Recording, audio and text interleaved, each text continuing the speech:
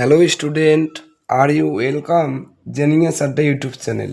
তো স্টুডেন্ট দেখো, আজকে আমি তোমাদের ষষ্ঠ শ্রেণীর ফাইনাল পরীক্ষার ইতিহাস সাজেশন নিয়ে হাজির হয়েছি। ঠিক আছে?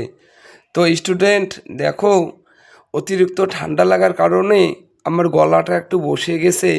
তো চেষ্টা করব অনেক সুন্দর করে ভিডিও করার জন্য। ঠিক আছে? তো চলো ভিডিওটা শুরু করা যাক। তোমরা যারা যারা ক্লাস 6-এ পড়ছো, তোমাদের ফাইনাল পরীক্ষার জন্য আমি ইতিহাস, MCQ, SAQ ও বড় প্রশ্ন নিয়ে হাজির হয়েছি। ঠিক আছে? তো দেখো, এইখানে তোমাদের উত্তর সহ দেওয়া আছে। দেখো যে 10 রাজ্যের যুদ্ধের উল্লেখ আছে ঋগ্বেদে। ঠিক আছে? খুবই ইম্পর্ট্যান্ট, আজকে টপিকটা খুবই ইম্পর্ট্যান্ট। তারপরে দেখো যে হর্ষচরিত লিখেছেন বাণভট্ট। ঠিক তারপরের প্রশ্ন যে তাম্রলিপ্ত বন্দর অবস্থিত পূর্ব মেদিনীপুরের তমলুকে। ক্লিয়ার? হোমো হাবিলিস কথার অর্থ দক্ষ মানুষ, খুবই ইম্পর্ট্যান্ট। কনিষ্কের মূর্তি পাওয়া গেছে মাথুরায়। আজকের ভিডিওটা খুবই ইম্পর্ট্যান্ট, তাড়াতাড়ি খাতায় তুলে রাখো। 100% এখান থেকে কমন পেয়ে যাবে। ঠিক আছে? তারপরের প্রশ্ন দেখো যে বরাহ মিহির লেখা বইটির নাম পঞ্চসিদ্ধান্তিকা। ক্লিয়ার?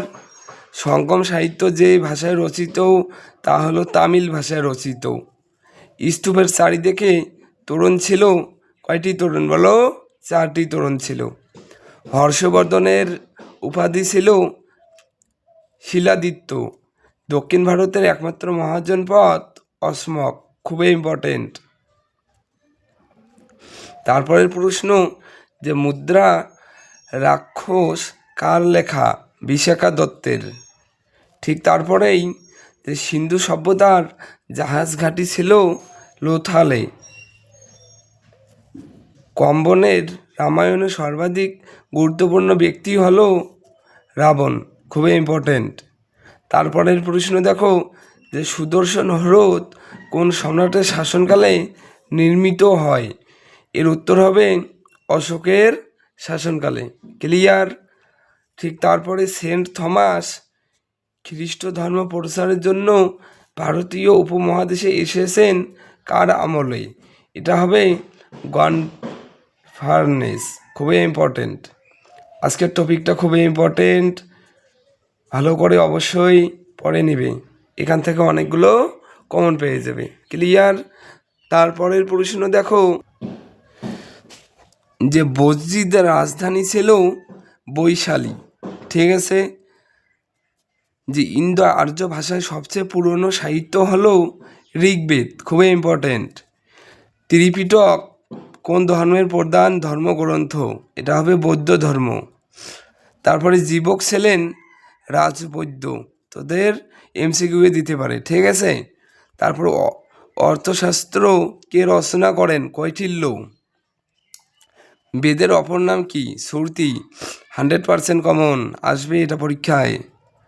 তারপরে ইন্ডিকা রচনা করেন মেগাস্থেনিস, এটাও 100% কমন। ঠিক আছে? তারপরে মৌর্য যুগের অর্থনীতির মূল ভিত্তি কি বলো? কৃষি। সবচেয়ে পুরনো বৈদিক সংহিতা ঋগ্বেদ সংহিতা। ঠিক আছে? তারপরের প্রশ্ন যে মগধ অঞ্চলে কিসের চাষ বেশি হতো? এটি হবে ধান। মগধ অঞ্চলে ধানের চাষটা বেশি হতো। ক্লিয়ার? ঠিক তারপরে 26 নম্বর প্রশ্নে দেখো যে কোন মৌর্য সম্রাট শেষ জীবনে জৈন ধর্ম গ্রহণ করেন? এটা হবে চন্দ্রগুপ্ত মৌর্য। ঠিক আছে? তারপরে বৈদিক সমাজে পরিবারের প্রধান ছিলেন গৃহপতি বা পিতা। ঠিক আছে? আচ্ছা, এবারে দেখো প্রাচীন ভারতে হুন আক্রমণকে প্রতিহত করেন রাজা গুপ্ত বংশের সম্রাট স্কন্দগুপ্ত, খুবই ইম্পর্টেন্ট। তারপরে জীবক ছিলেন চিকিৎসক। ঠিক আছে? তারপরের প্রশ্ন দেখো যে কলিঙ্গের প্রথম শক্তিশালী রাজা হলেন কে ছিলেন বলো? খারবেল। কলিঙ্গের প্রথম শক্তিশালী রাজাকে খারবেল। ক্লিয়ার? এবারে দেখো যে নিচের প্রশ্নগুলির 2-3টে বাক্যে উত্তর দাও। 1 নম্বরে যে হরপ্পা সভ্যতাকে প্রথম নগর বলা হয় কেন? খুবই, আজকে যে প্রশ্নগুলি দেবো 100% কমন পাবে তুমি, ঠিক আছে?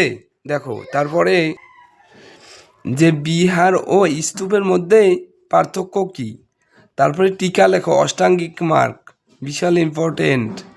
তারপরের প্রশ্ন, প্রাচীন ভারতে জলসেচ ব্যবস্থা কেন গড়ে উঠেছিল? ঠিক আছে? ঠিক তারপরেই যে মৌর্য যুগের পুরুষ ও নারীরা কী ধরনের পোশাক পরিধান করত? সিটাডেল কি? সভা ও সমিতি কি? ত্রিরত্ন কি? এখান থেকে অনেকগুলো প্রশ্ন কমন পেয়ে যাবে তোমাদের ফাইনালের জন্য। 100% কমন দিয়ে দিলাম, এখান থেকে অনেকগুলো প্রশ্ন কমন পেয়ে যাবে। এবারে চলো তোমাদের 5 নম্বরের কিছু প্রশ্ন কমন দেওয়া হবে। আচ্ছা, এইখানে এই কথা পড়ে নিবে যে অগ্রহার ব্যবস্থা কি? এলাহাবাদ প্রশস্তি গুরুত্বপূর্ণ কেন লেখো। তারপরে দ্বিতীয় নগরায়ণ বলতে কি বোঝো?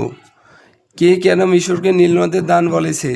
এবারে দেখো তোমাদের 5 নম্বর প্রশ্ন, ঠিক আছে? 5 নম্বর প্রশ্ন থেকে তুমি অবশ্যই কমন পাবে। এখানে দেখো যে অশোকের ধর্ম নীতি সম্পর্কে আলোচনা করো, 100% ইম্পর্টেন্ট। তারপরে মৌর্য আমলে ভারতের অর্থনীতি সম্পর্কে লেখো। তারপর প্রাচীন ভারতের চিকিৎসা শাস্ত্র সম্পর্কে আলোচনা করো, ঠিক আছে? তারপরে দেখো যে প্রাচীন ভারতের বিজ্ঞান চর্চা সম্পর্কে আলোচনা করো। ঠিক তারপরের প্রশ্ন যে ফাসিয়ান লেখায় ভারতীয় উপমহাদেশের সমাজ জীবনের যে চিত্র পাওয়া যায় তা নিজের ভাষায় লেখো, ঠিক আছে? তো স্টুডেন্ট দেখো তারপরের প্রশ্ন কি আছে যে গুপ্ত যুগের সমাজ ব্যবস্থা সম্পর্কে আলোচনা করো। তারপরে মেগাস্থেনিসের লেখা ভারতীয় সমাজ ব্যবস্থার পরিচয় দাও। এইখানে দেখো 5 নম্বরই কয়েকটা প্রশ্ন দেওয়া আছে। দেখো যদি এগুলো ভালো করে পড়ে যাও, আশা করি অনেকগুলো তুমি এখান থেকে কমন পেয়ে যাবে, ঠিক আছে? আর এরপরে আমি তোমাদের পরিবেশ ও বিজ্ঞান সাজেশন নিয়ে হাজির হব, ঠিক আছে? তো দেখো অতিরিক্ত ঠান্ডা লাগার কারণে আমার গলাটা বসে গেছে। আমি এর পরের ভিডিওগুলো অনেক সুন্দর করে দেওয়ার চেষ্টা করব।